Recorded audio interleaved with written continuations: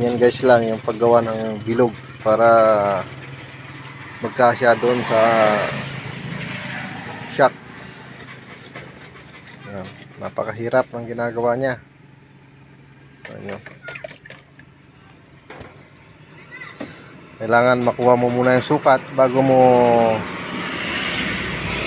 guhitan, at yan ay mabibilaguan mo ng maayos.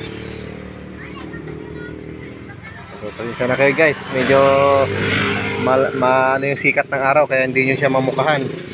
Pagtagal niya na dito, yung kulay na niya nagiging ganito na rin sa